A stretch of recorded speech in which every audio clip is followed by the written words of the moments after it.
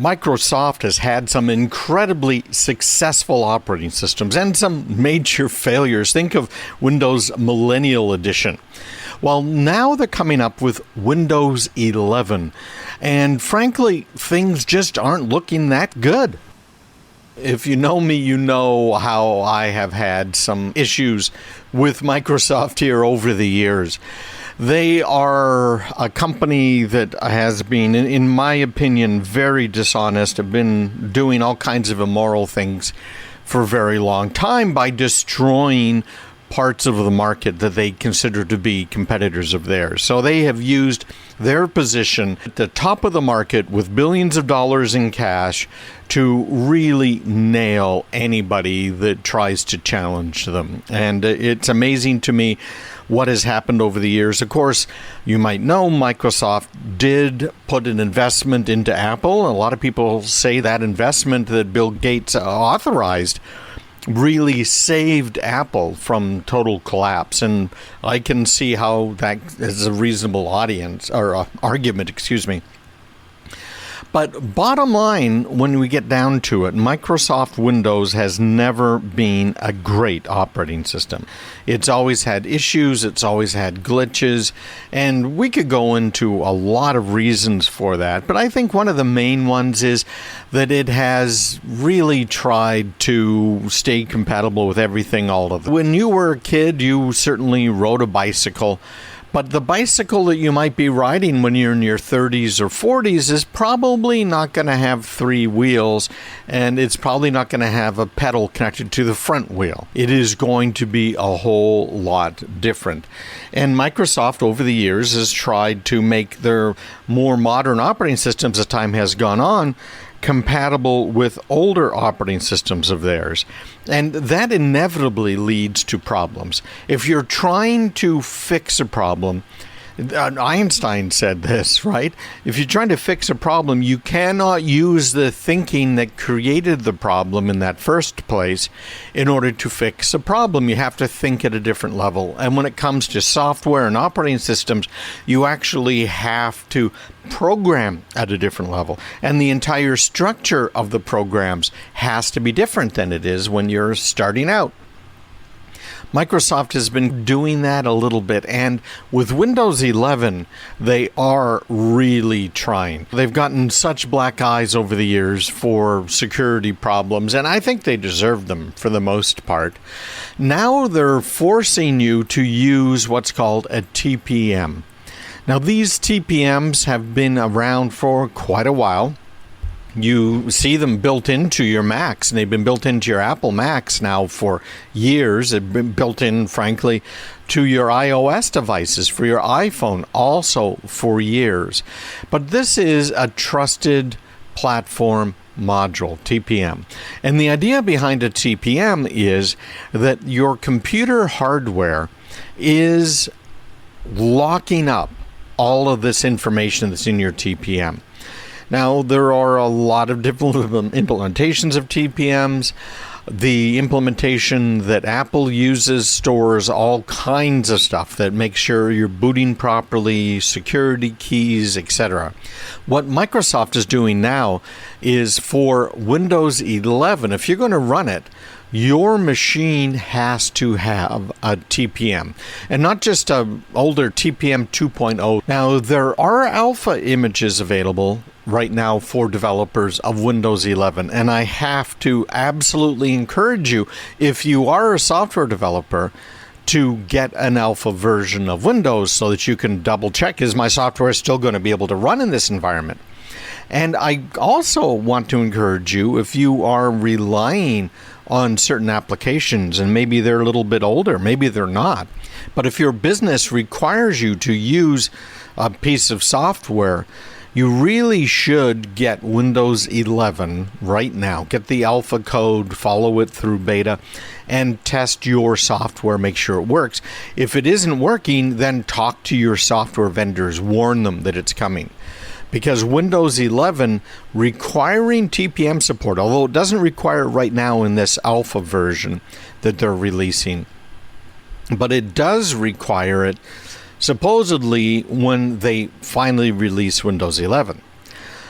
Your computers that you have today probably don't have this chip in them. We have a client that decided they were going to go out and buy their own server against our judgment and what we told them they should be doing. So they went out and they bought, we're going to get an HP server from HP Enterprise, and they did. And it did not have most of the security stuff that they needed, including it did not have a TPM. It did not have one of these trusted platform modules on it.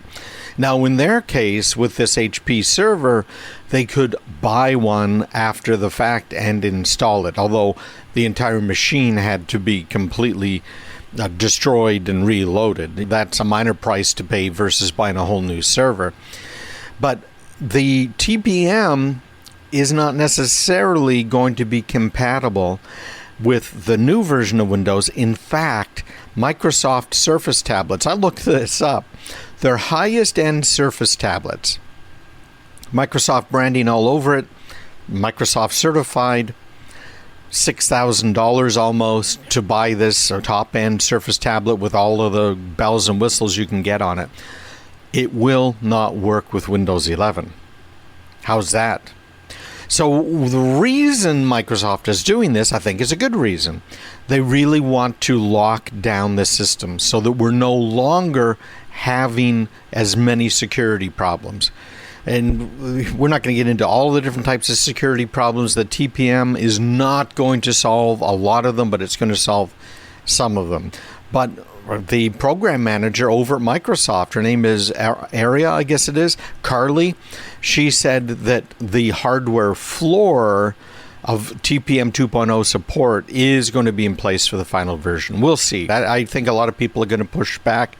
However, Microsoft really does, and legitimately does, want to make sure that everything is safe. So keep that in mind. Now, there are a lot of people complaining about the alpha version, and that is why you have an alpha version. They're complaining about it because of the TPM, but also because of some of the other things that are going on with Windows 11, at least right now. Some of the things Microsoft has announced. They've got, for instance, group policy will not let you get around hardware enforcement for Windows 11.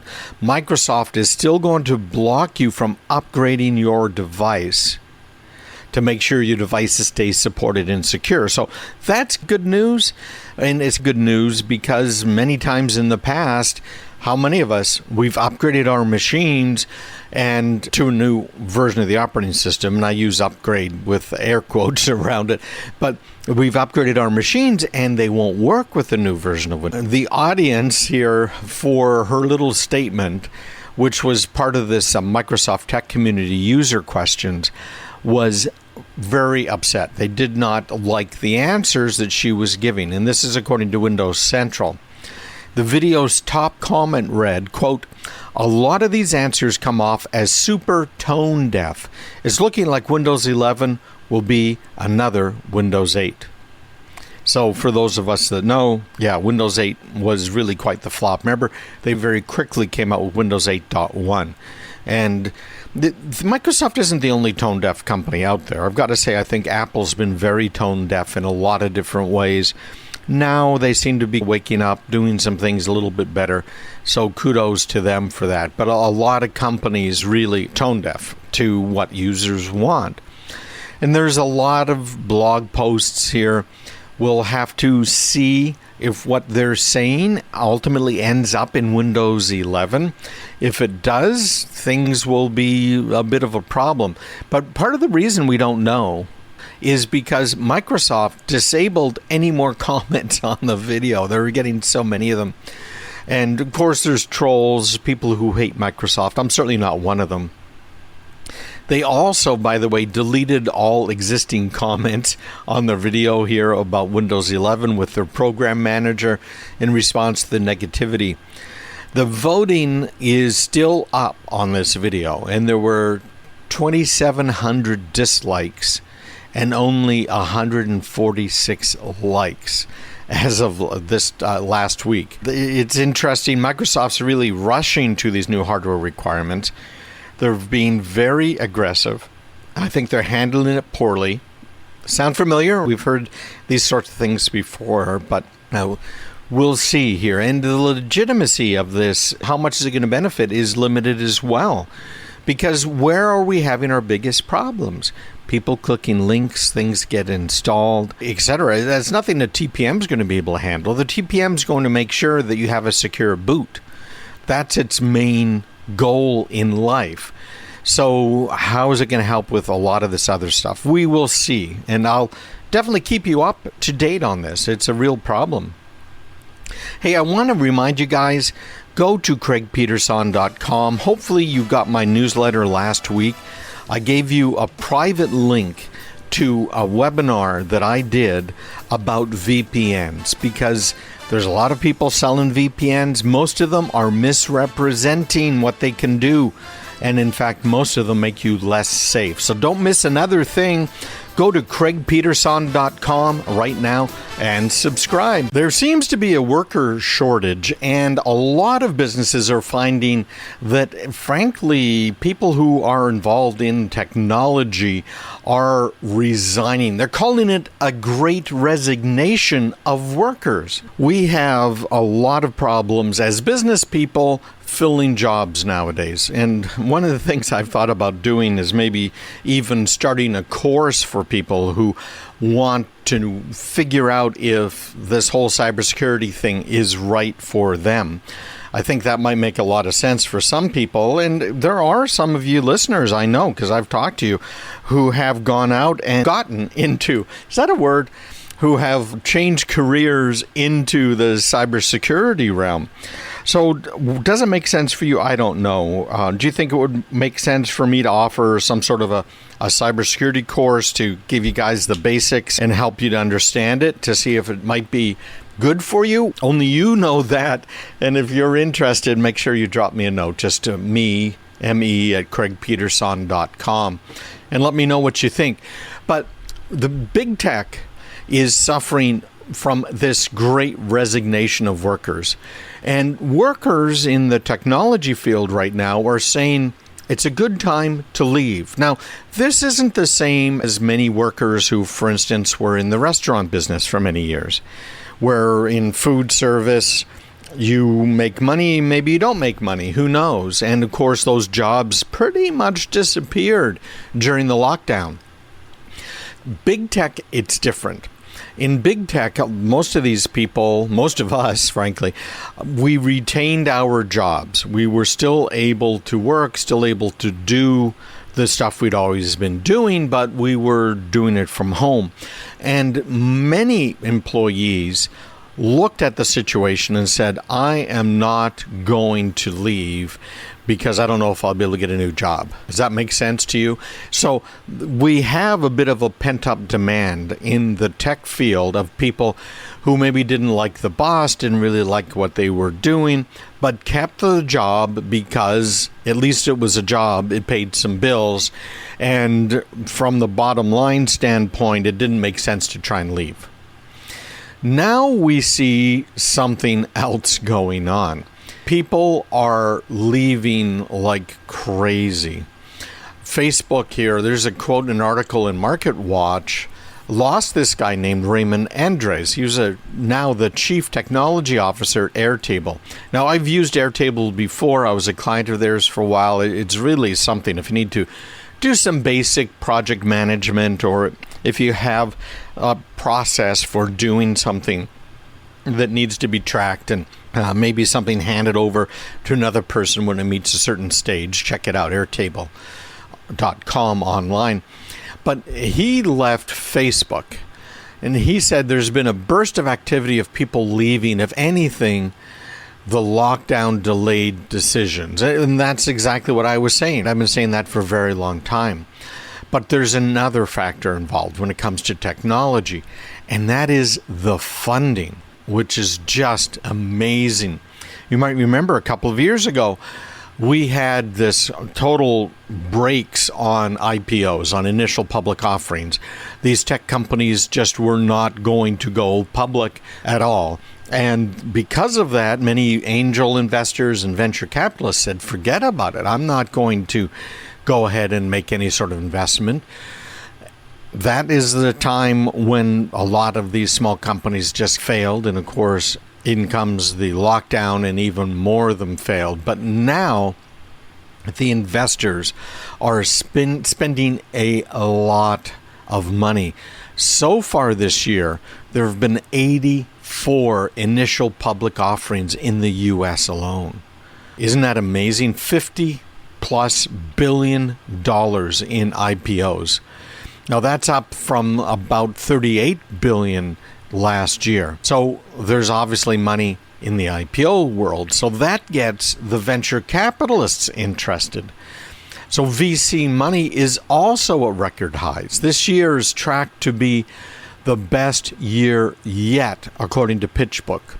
Through June this year, 2021, $150 billion has been raised among about 7,000 deals.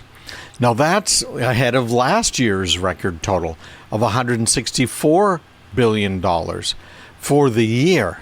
So we're looking at some major money going in, and we have a lot of people that are leaving from Google and Facebook and Amazon and Apple, maybe your company as well, who are saying, wow, there's some real opportunity now. I could get in on the ground floor.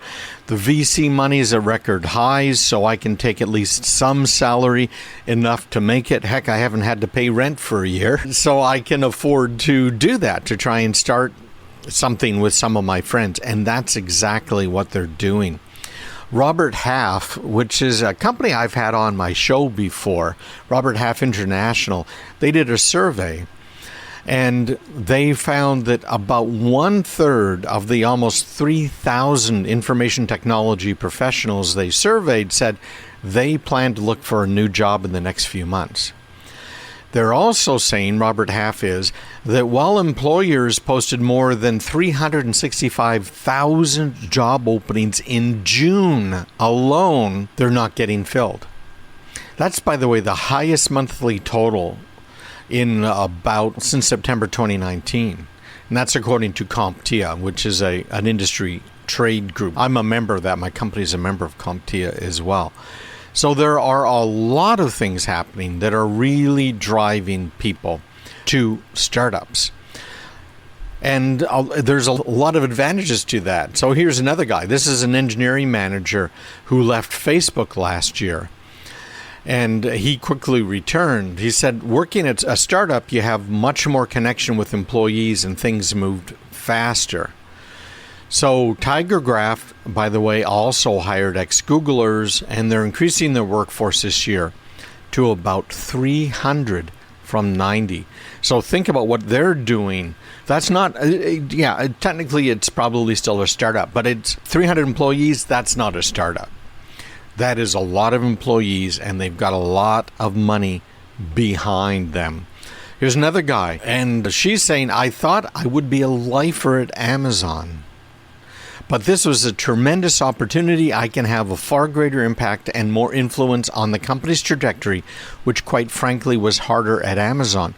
And we're seeing more and more of, particularly the younger employees, looking at that. Her name's Anna Fabric. Sorry about the names butchering here. But she's now at Freshly. She's their chief commercialization officer.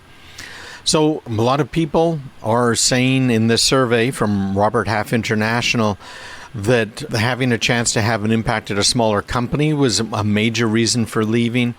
And that's after years of massive growth at big tech companies. So again, IBM in the 1970s, they were the ruler. They were the king. It was impossible. If you worked for IBM, man, they're going to be around forever. And of course they still are, and they have amazing products, especially this Z series mainframe. But they're not the company they were.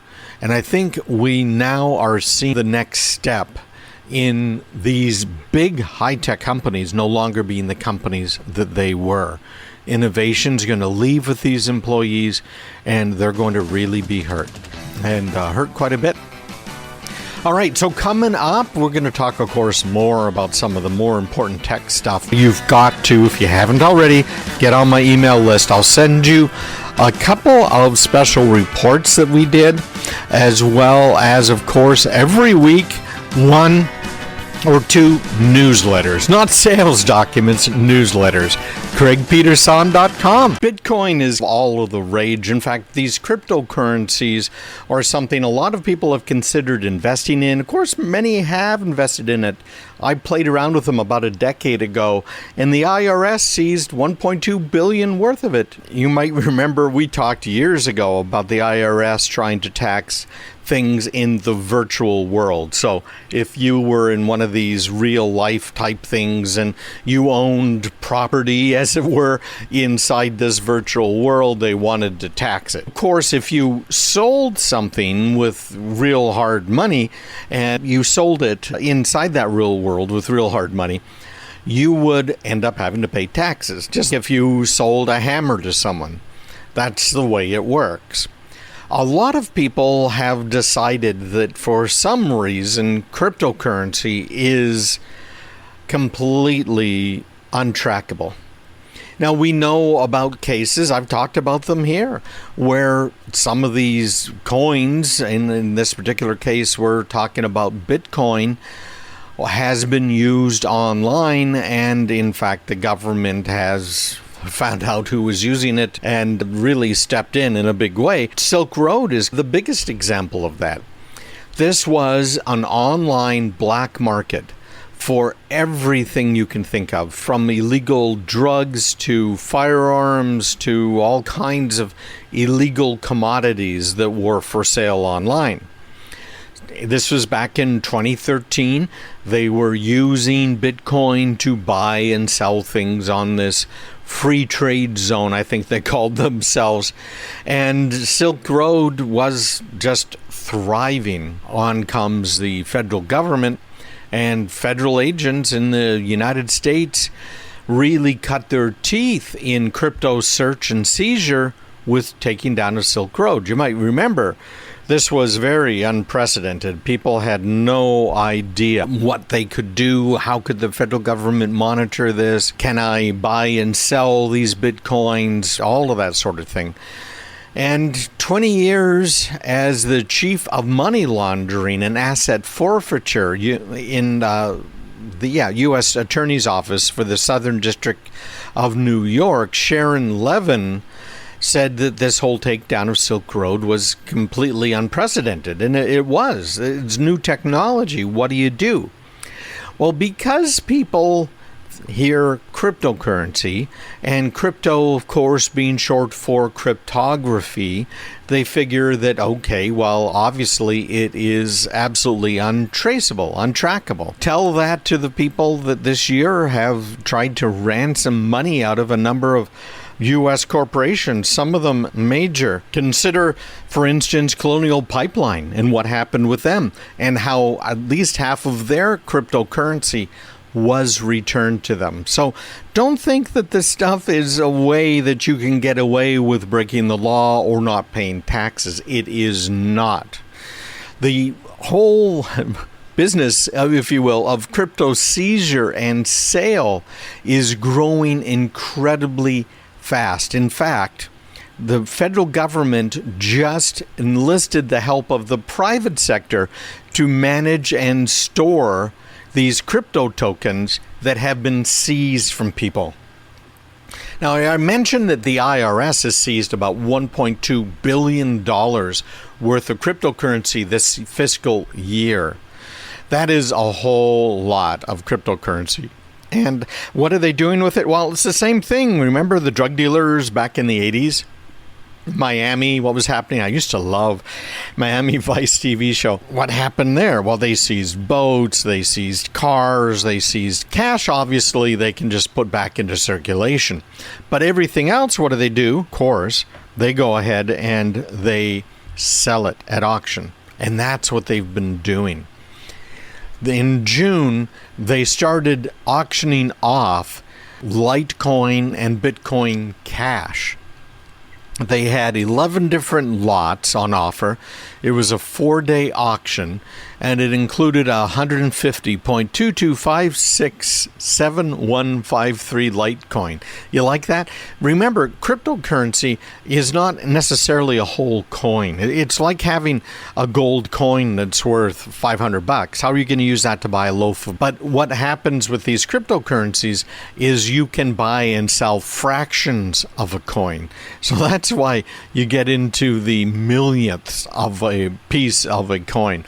So they sold 150-ish Litecoin and about 0.00022 Bitcoin Cash worth more than 21 grand. So that's one of the 11 lots that was out there. And this crypto property, is what they're calling it, had been confiscated as part of a tax non-compliance case.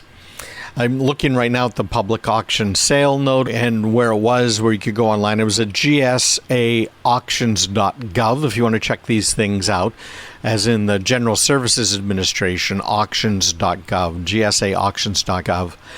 And they were selling it, and it was a taxpayer. It tells you all kinds of information about them. It's kind of crazy here. But you have to pay like cash, a certified cashier's or treasurer's check drawn on different whatever banks, etc. It's really cool to look at some of these things. But you can find them online if you're interested in buying them. It might be a good way to buy them, to buy these various cryptocurrencies if you want to get into there. But a lot can refer to almost anything. Could be, as I said, boats or cars, like it was on Miami Vice. It could be some number of crypto coins that are being auctioned as well. So they're going to be doing more and more of that. Apparently the feds are saying that they have no plans to step back from being basically a crypto broker. Here is the bottom line here, because they're seizing and selling all of these assets. So keep an eye out for that. Remember what is going on. The Silk Road site that I mentioned had been shut down, operating on the dark web. It used Bitcoin exclusively. Nowadays, they're using various other types of coinage. Most of them are ultimately traceable, and we're not going to get into all of the details behind it. But the bottom line is, so what do they do? Now think about this. Silk Road had 30,000 Bitcoin that they were able to identify and seize. And it was probably the biggest Bitcoin seizure ever, and it sold for about $19 million. So that was quite a few years ago. So let me just pull up a calculator here. Say 30,000 times, what's Bitcoin nowadays? I'm not quite sure. Let's say it's $15,000. So in today's money, it had $500 million, today's value, $500 million worth of Bitcoin in there. Isn't that something? And that was all seized and it was all auctioned off. So keep an eye on that. They're following the money is the technique they're using. You can find out a lot more at usmarshals.gov, and that is how they found it. If you've got Bitcoin, you're going to have to sell it. You're going to have to transfer it. You're going to have to do something with it. And that's where they're getting you. Bottom line, particularly if you take the Bitcoin and turn it into something else. But this would take a while to explain. And I was very happy to be able to sit in on a presentation that was done by the Treasury Department on how they handle all of this. It's frankly very fascinating. Hey, make sure you spend a couple of minutes and join me online, craigpeterson.com. You can sign up for my newsletter, you can listen to my podcasts, and you can get some free special reports just for signing up. This is a tough one. Apple has decided that they are going to build in to the next release of the iPhone and iPad operating system something that monitors for child porn. Apple has now explained that they are going to be looking for child abuse images, and specific ones. And I just am so uncomfortable talking about this, but the whole idea behind it is something we need to discuss. Apple said they're going to start scanning for these images, and confirmed the plan. In fact, when people said, are you sure you're going to be doing that? Here's what's up. iOS 15, which is the next major release of Apple's operating system for iPhones and for iPads, is going to use a tie to something called the National Center for Missing and Exploited Children. And the idea behind this is to help stop some of this child abuse. And there's people who traffic in children, and it's just unimaginable what happens out there. It really is. Some people, it's just such evil. I just don't get it. Anyhow, here's what they're going to be doing. There are ways of taking checksums of pictures and videos so that if there is a minor change in something that might occur because it was copied, that it does not mess it up. It still can give the valid checksum. And man, that technology is detailed. But basically, just think of it as a checksum. So if you have a credit card number, there is a checksum digit on that. Bank accounts have checksum digits. So that if you mess it up a little bit, it's an invalid checksum, so that number's obviously wrong. In this case, what we're talking about is a checksum of a picture or of an image. And these various child safety organizations have pictures of children who are abused or who are being abused, who are being exploited. And they have these checksums, which are also called hashes, that is now going to be stored on your iOS device. And yes, it's going to take some space on the device. I don't think it's going to take an inordinate amount of space, considering how much space is on most of our iPhones and iPads that are out there. Apple gave this detection system, it's called CSAM, a real thorough technical summary that is available online. And I've got a link to this article in this week's newsletter. But they released this in just this month, August of 2021. And they're saying that they're using a threshold that is, quote, set to provide an extremely high level of accuracy and ensures that less than 1 in 1 trillion chance per year of incorrectly flagging a given account. Now, I can say with some certainty, in having had a basic look through some of the CSAM detection documentation, that they're probably right about that the odds are very, very small that someone that might have a picture of their kids in a bathtub, the odds are like almost so close to zero, it is zero, that it will be flagged as some sort of child abuse, because it's not looking at the content of the picture. It's not saying that this picture, maybe it is a picture of child exploitation or a video of a child being exploited. If it is not one that has been seen before by the National Center for Missing and Exploited Children, it will not be flagged. So I don't want you guys to get worried that a picture at the beach of your little boy running around in just boxer trunks, but a lot of skin showing, is going to get flagged. It's not going to happen. However, a picture that is known to this National Center for Missing and Exploited Children is, in fact, going to be flagged, and your account will be flagged. Now, it's hard to say exactly what they're going to do. I haven't seen anything about it. Apple's only saying that they're going to deploy software that's going to analyze images in the Messages application for a new system that will warn children and their parents from receiving or sending sexually explicit photos. So that's different. And that is where, again, a child, you put parental settings on their iPhone.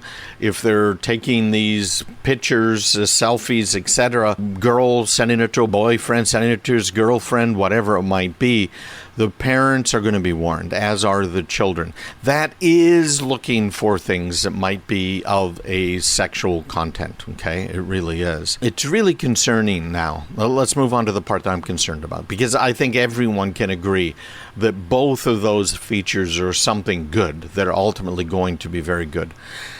But here's a quote. Apple is replacing its industry standard end-to-end encrypted messaging system with an infrastructure for surveillance and censorship.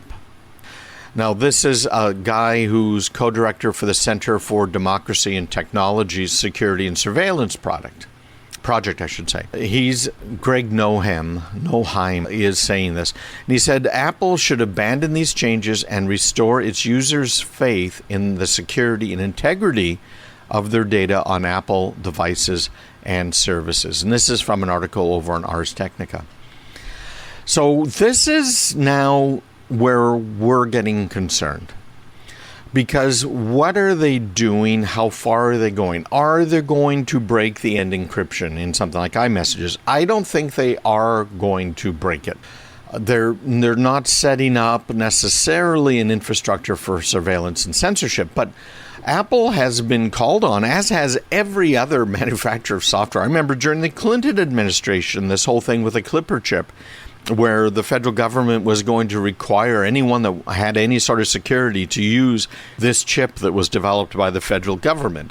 And it turns out, of course, the NSA had a very big backdoor in it, and it was a real problem. Look at the Jupiter chip. That was another encryption chip, and it was being used by Saddam Hussein and his family in order to communicate. And it turns out, well, yeah, there's a backdoor there too. This was a British project and chip that was being used.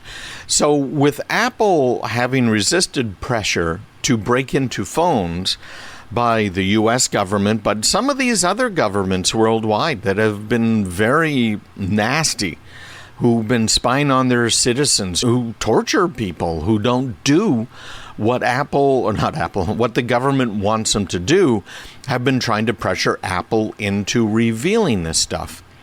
Now, I have to say, I have been very disappointed in all of these major companies, including Apple, when it comes to China. They're just drooling at the opportunity to be there. Apple does sell stuff there. All of these companies do. Google moved their artificial intelligence lab to China, which I cannot believe they would do something like that. AI, machine learning, those are technologies that are going to give the United States a real leg up technology-wise to our competitors worldwide, and they move it to China? But they have complied with this Great Firewall of China thing, where the Chinese people are being censored, they're being monitored. What's going to happen now? Because they've had pressure from these governments worldwide to install backdoors in the encryption systems. And Apple says, no, we can't do that because that's going to undermine the security for all users, which is absolutely true. If there is a door with a lock, eventually that lock will get picked. And in this case, if there's a key, if there's a back door of some sort, the bad guys are going to find it. Now, Apple has been praised by security experts for saying, hey, listen, we don't want to undermine security for everybody. But this plan to deploy some software that uses the capabilities of your iPhone to scan your pictures, your photos, videos that you're sharing with other people, and sharing selected results with the authorities, Apple is really close to coming across that line, to going across it. Apple is dangerously close to acting as a tool for government surveillance. And that's what Johns Hopkins University cryptography professor Matthew Green said on this is really a key ingredient to adding surveillance to encrypted messages. This is again according to our professor over at Johns Hopkins, Professor Green. He's saying it would be a key ingredient in adding surveillance to encrypted messaging.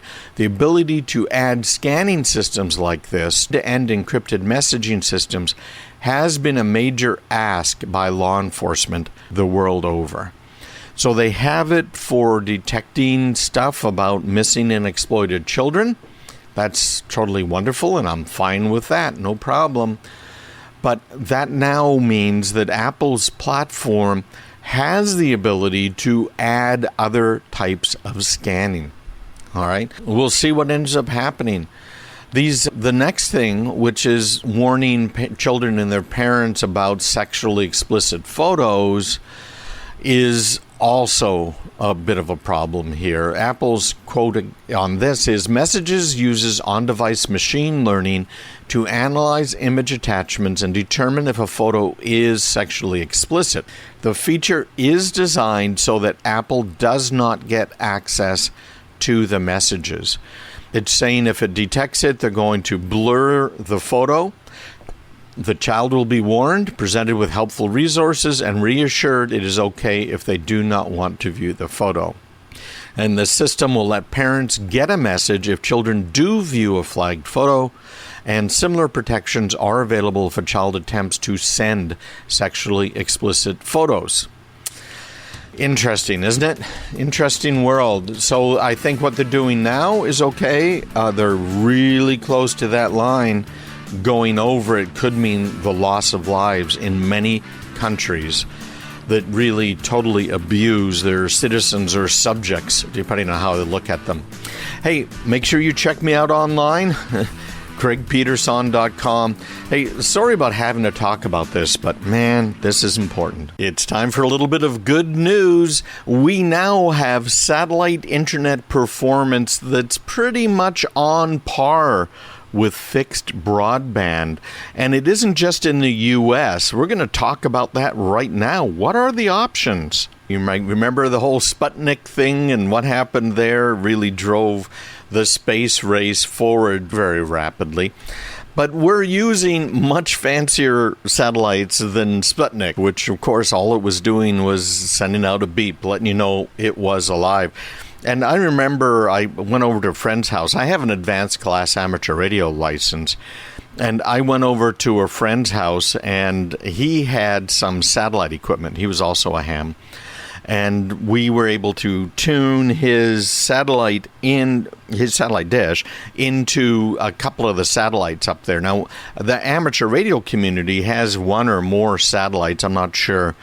But we were really impressed with all of the stuff that's up there in the sky. There are satellites, of course, that we don't even know what they're doing because they're top secret government satellites. And they're probably a decade ahead of the rest of the industry. But he was pulling down images from some of these satellites that were open source of what's happening on the Earth and just all kinds of things back before heavy encryption. It was very cool to think that these satellites were miles up in space. Now, I'm looking at some statistics here from speedtest.net. I don't know if you've ever tried it. You should try it. Go to speedtest, one word, .net on your web browser, and it'll open up a little window. It's a company called Ookla, and that window will allow you to start a test. And the first thing it does is it tries to find, okay, where are you located and who has the closest reflector that we can use for speed testing. Usually there's something not too far away from you. Now, if you are out in the Netherlands, and of course many of you listening kind of are, Netherlands when it comes to internet access, you have pretty slow internet, and speedtest.net will show that. But there's three numbers, or maybe four, you really have to pay attention to. You've got the download number, and that's telling you how fast the data comes down to your browser from that particular spot, which is typically, as I said, close to you. Although nowadays, something that's far away on the internet isn't going to be that much slower.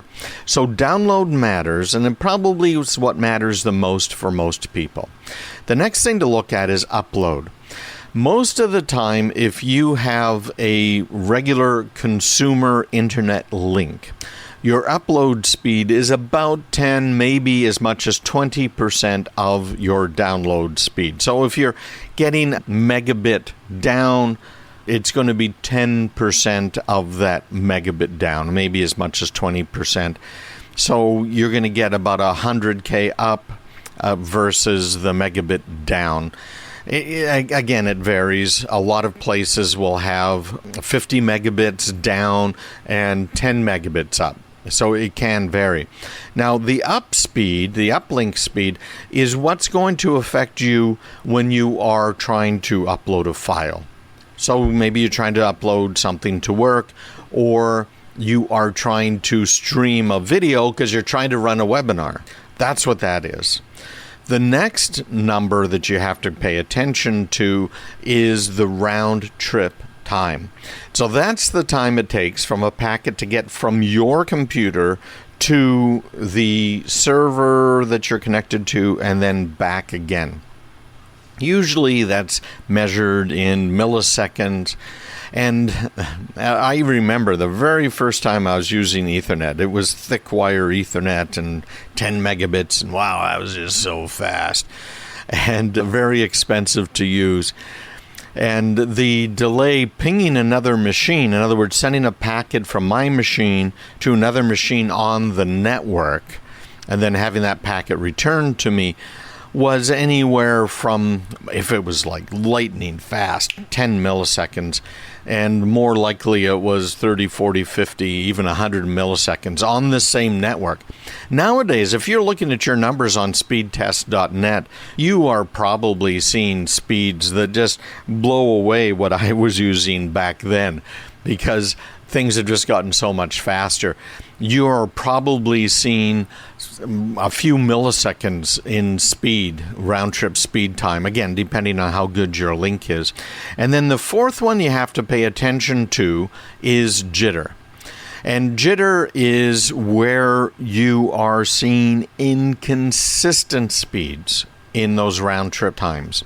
And that's going to affect live stuff, particularly live audio, which we'll notice a lot that, hey, the audio is just terrible. It's dropping out. It maybe sounds digitized. Usually it's just parts drop out. Gamers care a lot about the jitter because it's going to affect their game and how they play their game. So I just ran it here on my studio computer. Now we have fiber optics. We have a business line. It goes directly to Comcast's backbone. And I'm seeing from where I am to a server that's about 90 miles away, I would say. My ping time round trip is 3 milliseconds. It's just, I'm still blown away by that, because I remember using dial-up modems that were 110 bits per second, 110, and that was just absolutely amazing. And then 300, can you believe it was 300 baud? And it's changed a lot, right? So 3 milliseconds round trip time for me. And I'm not trying to brag or make you feel bad. I'm just telling you what it can be.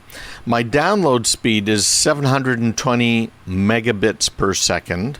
And that's because right now we're downloading a few different things. And my upload speed is a gigabit per second.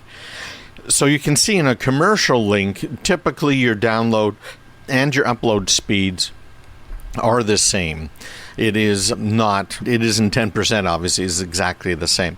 So those are the numbers you should look at. I don't see on my results the jitter. Maybe they're just not reporting that anymore, or maybe they only report it on bad lines, I'm not sure. But again, speedtest.net.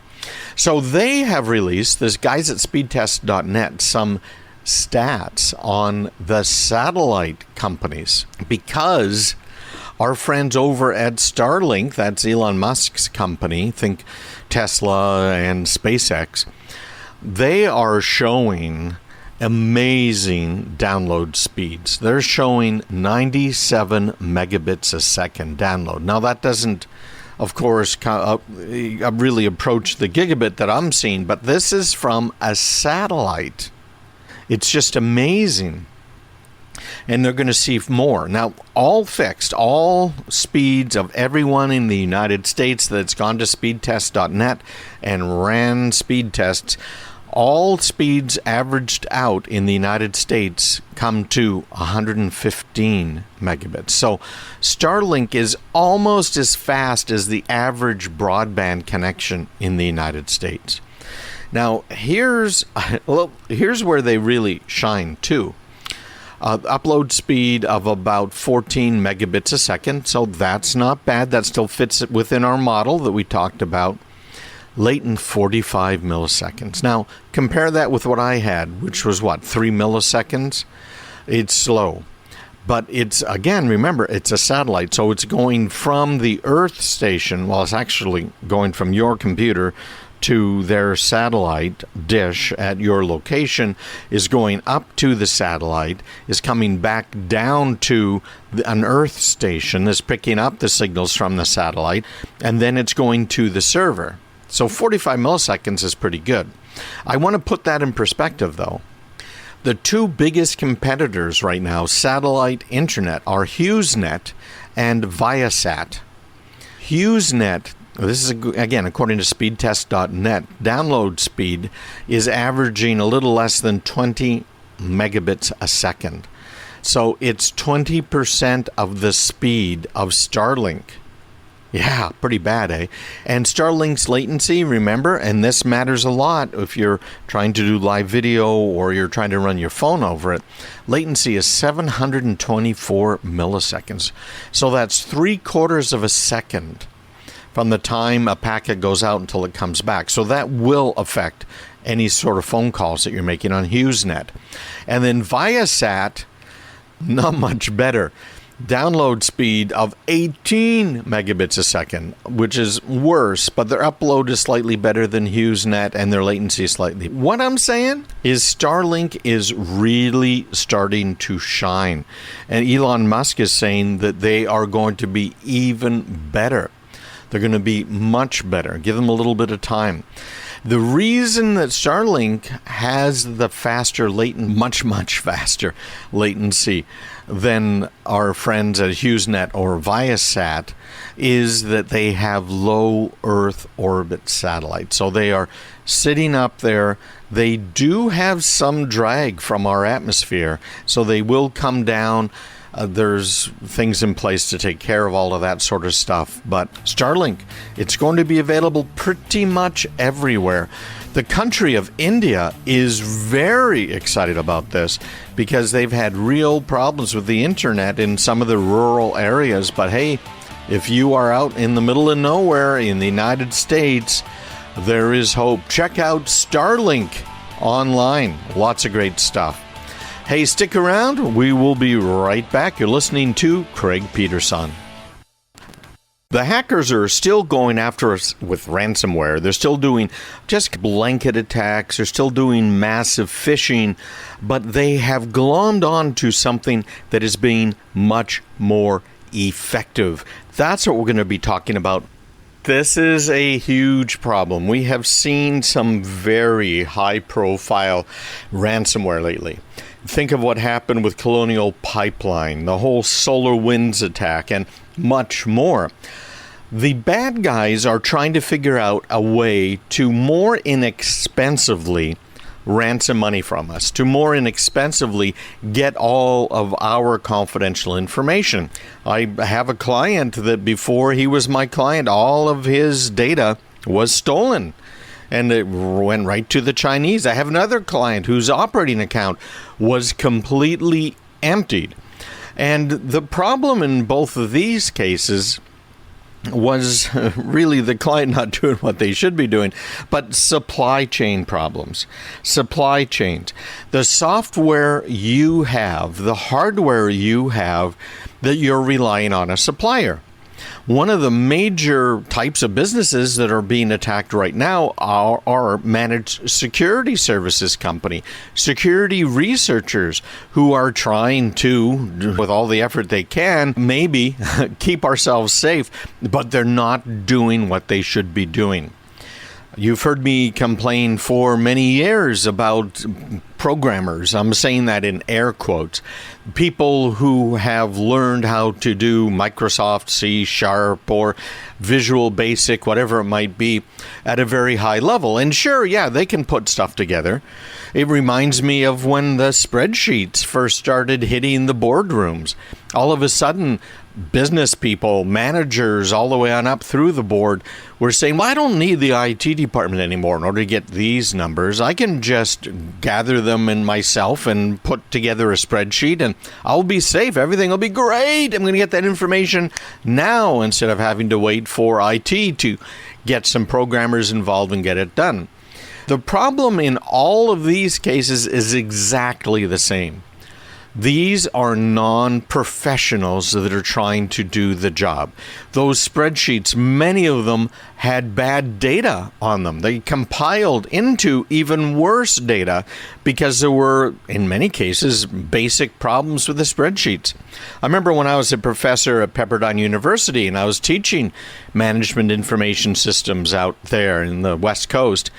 And a beautiful campus, by the way, if you've never been there, out at Pepperdine, right on the coast. But when I was working with those students who were, it was his MIS 422 last year undergraduate, I ended up emphasizing spreadsheets because I realized most of them didn't really know how to do it. Yeah, okay, they could go ahead and put a little thing in there that says add up all of these columns and this row and multiply it by that, and ta-da, I've got a number coming out. But is that number correct?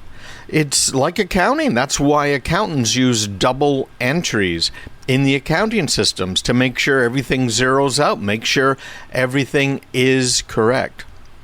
And by having someone who's a manager using a spreadsheet, you might get some great information and might get it quickly. It might be absolutely correct. But it's very possible that it won't be. And from my experience, programmers are the worst of the worst because many of them started when they were kids, very bright kids who were working on stuff and hacking at things. That's where the term hacker comes from. Hacker wasn't necessarily a bad thing. They certainly weren't bad guys. They were just hacking at the computers, trying to figure out how to program. And if something went wrong, they would hack at the code a little bit more to try and fix it and figure it out. Non-professional. They were just hacking at stuff. And that's why we called them hackers. And so it was a derogatory term for someone that didn't really know what they were doing, but they were hacking at programming or hacking at some other part of IT infrastructure. Versus having people who are actually trained and experienced. Microsoft got sued because of how bad Windows Millennial Edition was and Windows Vista. And they found that the majority of the code had been written by interns, by kids right out of school, without the experience. What does that mean? Why am I really bashing the younger generations? It has to do with the ability to foresee problems. And the best way to be able to foresee a problem is to have seen it before. For instance, that you've got to be careful when you're allocating memory, and that it's not necessarily going to be cleared properly, or if at all, and that the return points can be changed in programs. That's one of the things that hackers do most nowadays. So if you have software that's written by people that don't realize all of the implications of what they're doing, you could be in trouble. I like to use the analogy of back in the day, many of us turned a wrench and we tinkered with the older cars. We had a whole lot of fun with them, trying to figure out how can I improve this? We'll do this to the carb and we'll change this and look at this airflow problem. Pretty basic stuff. But today what we're dealing with is a car that is a whole bunch of major components. We went to replace an air intake because of a bad sensor in a Ford Crown Vic, and it was one of the last model years they had it. And back in the day, you could pretty easily fix that. You just buy the little sensor and put it in there and you're all set. We had to buy the whole component, which included the air intake, manifold, all the way on back to the sensor and everything that was behind it. It was absolutely crazy and cost a lot of money. So think of someone who is trying to build a car. Today, we might equate this to you buy a transmission, you buy an engine. Hopefully, they fit together. right? Have you ever tried to match a transmission to an engine and it's not right? You have to get a converter or make a converter that goes in the middle, or you have to drill it out in order to make it mount properly. All of those sorts of problems. And then you've got all of the other components in the vehicle as well that are mix and match. That's what programmers are doing nowadays.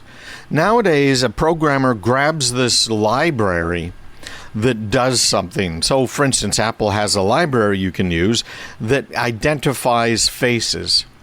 But you don't know how it works.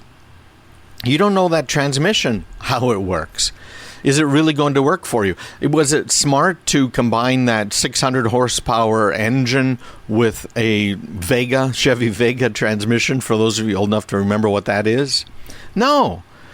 But it didn't stop you from doing that either. And that's what we're seeing. That's what these supply chain attacks are all based on. That so much software is written by people that have not had the experience to think through the potential problems. And Microsoft is to blame for making it really easy for anyone to write a program, just like you could blame VisiCalc back in the day for making it really easy for anyone to make a spreadsheet. But those spreadsheets weren't accurate, and the software that we're getting from our suppliers, which include Microsoft. This latest huge hack came right through Microsoft Exchange. It was a 0-day, big problem. The same types of problems that we've had with some of the other software that's out there. Think about how we got the SolarWinds attack. Think about some of these other ones that we've had that are just absolutely massive. It can kill us, and kill us in a very big way when we're talking, of course, about all of our systems and software. Hey, I want to remind you guys to spend a couple of minutes, if you would, go online, craigpeterson.com. You're going to get this sort of thing. Last weekend, I sent out a video that I'd shared with some friends, and I shared it with anybody on my list last weekend. It was just part of the newsletter on VPNs, who you can trust, who you can't trust, and the best ways and times to use a VPN. All right, stick around. We'll be right back. You're listening to Craig Peterson online at craigpeterson.com. So now a little bit about what supply chain attacks are. We're going to get into that a little bit more now. What can you do about it? And this European Union funded study that came in the wake of these two major cyber attacks. The European Union has now forecasted that there's going to be 4 times more software supply chain attacks in 2021 than there were in 2020.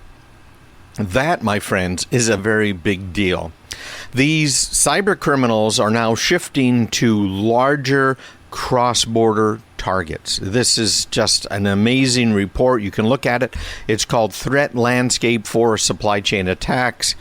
And they looked at 24 supply chain incidents that have occurred between January 2020 and July 2021. The basics here are a supply chain attack is where a software provider or some sort of a trusted provider is hacked. Usually they are hacked in a way that they don't realize they've been hacked. And then they pass on the hacked software to you. I can remember a Microsoft product back when they used to ship them on DVDs or CDs, and we got that thing. One of the first steps was always to scan it for viruses, and we did. And sure enough, Microsoft was shipping out software with a virus on it already. The same sorts of things have been happening with thumb drives. Some of these ones, particularly cheap ones that you buy online, often have built right into them malware. Now, some of the reason for the malware is legitimately purposeful, okay? And what they're trying to do is get you to have that little ransomware work for them so they can make some money off of you. In other cases, you have a thumb drive that a friend gave to you, and you're now using that little thumb drive, and guess what? Yeah, your little thumb drive has some nastiness on it. Same thing's true with Microsoft Word documents that might have macro viruses, if you will, that are built into them, these little Trojans. Same thing with Excel spreadsheets and on. But what they're finding right now is that these hackers are trying to get to the companies that provide services for the bigger companies. And that's where it can hurt you and hurt you in a big way. I was just talking about how many programmers just aren't terribly professional, and some of that has to do with their lack of experience. And those programmers might be using a library. So, for instance, GitHub, which I use, and it's very common to be used out there online. It has all kinds of source code called open source code, so you can use it, you can mod that. Some of that software has been infected. And then there are people who are using languages that are nice and simple, like Python and others. And you write in this scripting language and pull in libraries that come from public sources that do things for you. So they might do something like display something on the screen. They might go out and grab something from a URL online or connect to a database. And what the bad guys have found out is we're not double checking all of the sources of all of this software. And that is causing some huge security holes.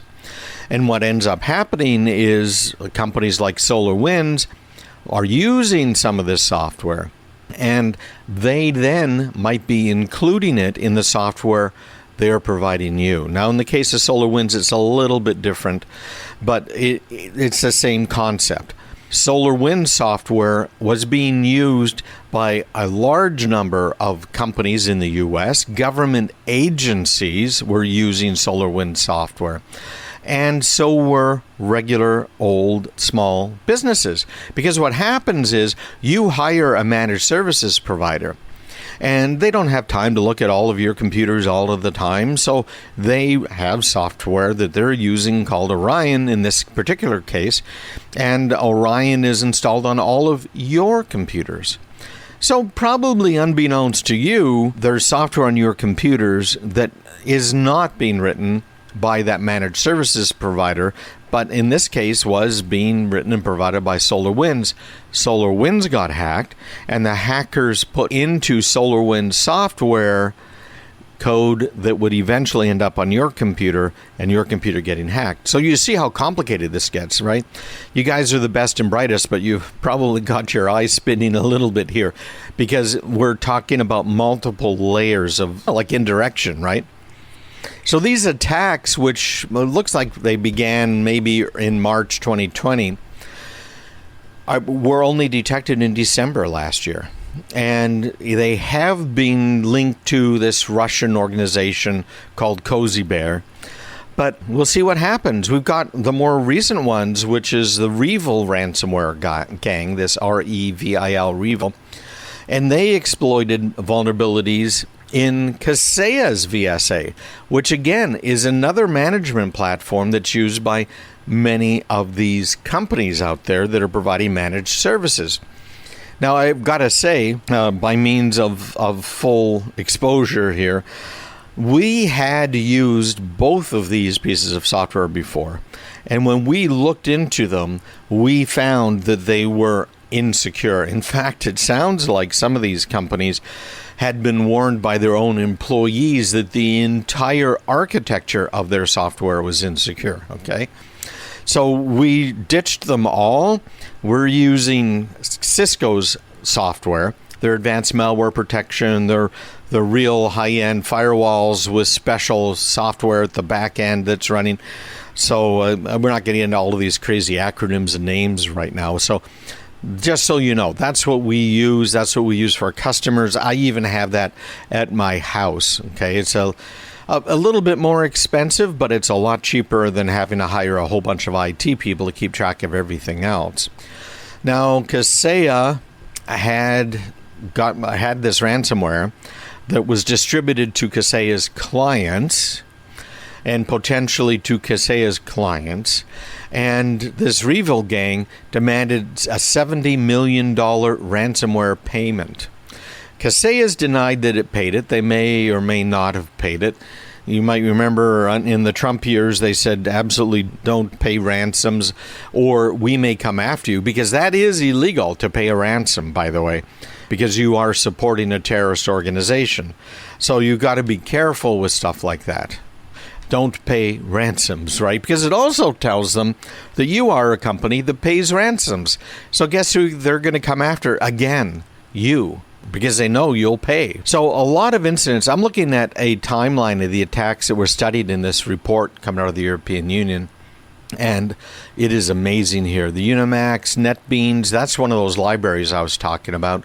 The Able Desktop, Ascini, Wizvera, Excellion, VGCA, SolarWinds, Big Knox, Monpass, Ukraine, SEI, Click Studios, Cast, Private Stock Investment Manager, goes on, Fujitsu, Ledger. So this is a huge problem, and this is the sad part. The European Union's predicting it'll go up fourfold this year. So what do you do about it? You have to audit your vendors. And that usually means you have to have an agreement in place that they accept the responsibility if you are hacked. So keep an eye out. Let me know if you'd like more help with that. You can always email me, me@craigpeterson.com. I think I got a couple of those contracts kicking around, these vendor contracts. I'll send one to you, but you have to reach out, me@craigpeterson.com. All right, stick around. We got one more segment today, and I want to make sure you spend a couple of minutes online, craigpeterson.com, and go ahead and sign up. Sign up for my weekly newsletter. We're going to do a little bit of wrap-up right now, including talking about iMessage, some of the changes that have come in Apple's Messenger application that many people are saying it's shocking and you should stop using it right now. This is an article in Forbes by Zach Doffman where he's talking about why you should stop using iMessage after what he's calling the shock iPhone update. Apple's had a number of major problems here recently that have been in the news. Of course, they have about half of the smartphones in the country, right? They're iPhones. But things have become a little worse for Apple here recently. And what we're worried about is, for instance, this whole Pegasus that we talked about a couple of weeks ago, where it is what's called a zero-click piece of malware, where they can send you a text message even if they're not a friend of yours and take over your phone. And we've seen things like that before. In fact, I think it was in Saudi Arabia where, was it the Crown Prince received a video from somebody, he played it, and it exploited some vulnerabilities in the video player and allowed them to have full access to his phone. I don't remember all of the details, but that part I do remember. So the big question is, have all of these major security issues been fixed by Apple?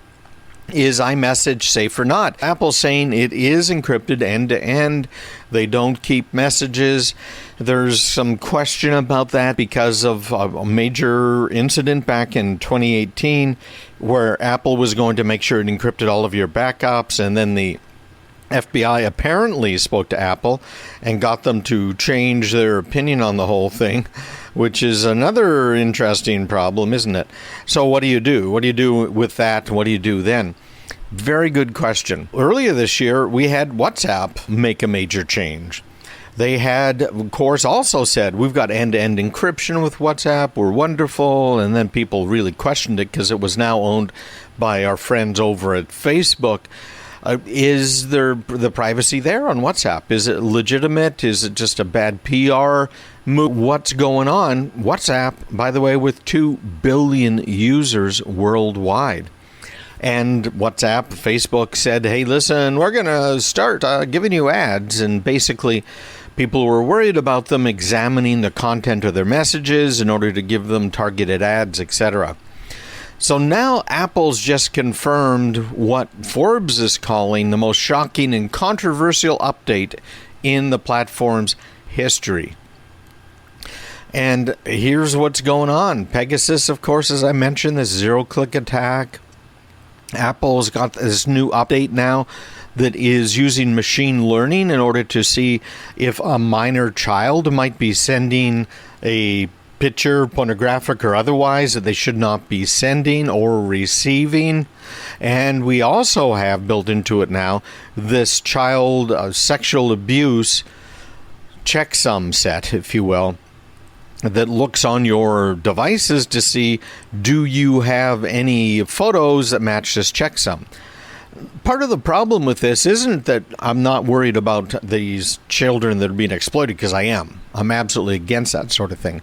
But the bigger question here is, okay, so what's next? Is Apple going to capitulate to the government and let them know if you have a certain picture of something or other the government doesn't like?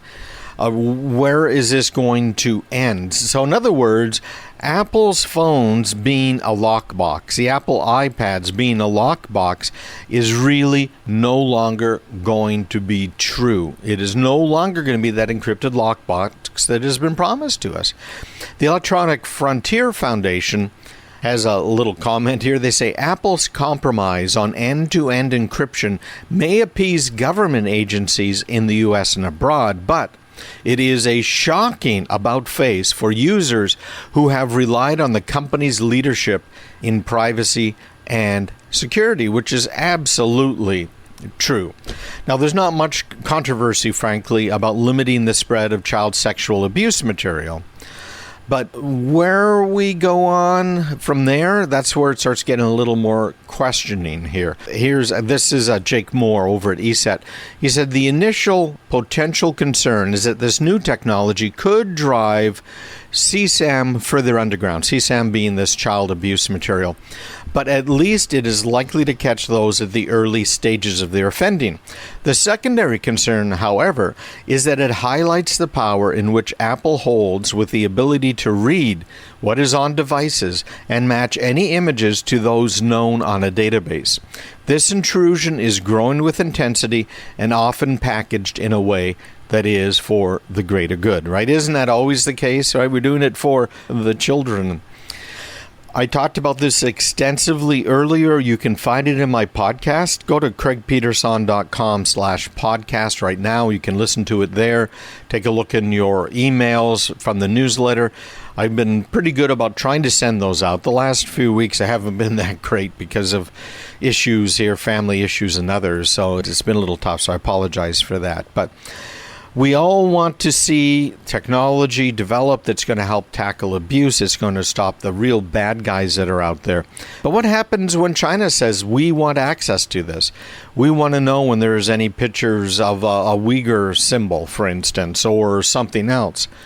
What's Apple going to do? They can no longer say, oh, that's not, we don't have that technology. There's nothing we can do. Just like Apple has done with the iPhones in the past, saying we don't have a back door. There is no backdoor key. We can't crack into that. That doesn't stand up when they say, okay, China comes to them, or Iran, or Saudi Arabia, or you name the country, and says, hey, we don't want people to see these particular messages. Absolutely amazing. So timing on this, dreadful. Okay, part of iOS 15 apparently. Pegasus raised two serious concerns that Apple's ecosystem, including iMessage, has still got some dangerous vulnerabilities, and that Apple's opaque communications and the kind of the black box security really were an unhealthy mix. Now, Apple has, in the last few months, opened up that black box a bit to security researchers, but it's still not that open. Now we add a third, which is what happens on your iPhone no longer stays on your iPhone. Now, I get asked by a lot of people, what should I do? Where should I go? What's a safe platform? I still say Apple's your best bet in general. But the next problem is, so what's next after that? I can still say Android sure is not the platform you want to use. The guys at Google have snuck stuff in time and time again, even going so far as to sneak a microphone into the Nest thermostats without telling a soul and without it being on any of the data sheets. So Google's definitely not to be trusted. There are other distributions for certain phones that are based on various types of Unix. They may be good, they may not be good. One of the companies I really liked a few years ago discontinued its secure phone. It was based on Android, but they were cleaning it up a little bit. So we'll see. These attacks that came against Apple, to give them some credit, they were very sophisticated. They cost millions of dollars to develop. They didn't last long because Apple released patches once they found out what had happened. And they're typically used to target an individual. Think of that journalist who went to the Saudi embassy. I'm trying to remember his name. Khashoggi, I think, was his name. But this is a real problem. Okay, we think, by the way, that it was fixed in 14.7.1, but these new security, child abuse things are being added in the next release. So keep an eye out. I'll keep an eye on all of this for you. So keep listening, and I'll let you know how things go. Apple is likely to unveil the next generation iPhones in September. So we've got TrendForce out there outlining what it expects for the next iPhone. Now, I have an iPhone 8, and it is about to go out of support. As soon as this new phone comes out, my 8 is going to be too old to get support. But it's going to be called the iPhone 13, which is going to be formally announced by Apple. So the exterior design, I'm looking at a picture of it right now. That little notch is smaller than before. They're also using some smaller silicone, smaller chips inside, so they can put an even bigger battery in. These new iPhones are going to have support for 5G millimeter wave, and that's going to be available for sale in more countries after the release of the iPhone 13 because it's covering more bands, which is a really good thing. Circuit boards are moving from the stuff that we've seen for decades, these rigid printed circuit boards, to a new design that has a flexible printed circuit board, which is quite nice because if you've ever bent a phone before, you know how painful that can end up being. And they're saying it should have the increased battery because of it. There's some more stuff that should be in that phone that I've read a few articles about, new features that'll be in there. China, by the way, is decreasing in its purchases of iPhones. The revenue went from 19% in 2017 down to 16% in 2020 coming from China. But they still are a big player, 16.7% of global smartphone marketplace. They're also expecting, by the way, that these new iPhones are going to have the new processor in them as well, the A15. And also, there's going to be brand new MacBooks coming out, too. They should have some neat stuff in them. By the way, the number one app this last year was TikTok. It surged from 4th place to 1st place, knocking Facebook out of the top spot. But the top 5, it's made up of the main Facebook apps. WhatsApp, Instagram, and Messenger. And then, of course, with TikTok at the top. And then the next 2 places go to Snapchat and Telegram, with another short video app from China in 8th spot. So Pinterest and Twitter, by the way, round out the top 10. Hey, everybody, thanks for being with me today. Make sure you keep up on all of the latest. You can help your friends. You can help your family. You guys are the best and brightest. You guys are the guys that people rely on for technology. I know it because you tell me that. Any questions, comments, just email me, me@craigpeterson.com, and visit the website. Listen to the podcast, and please subscribe. Take care, everybody. Bye-bye.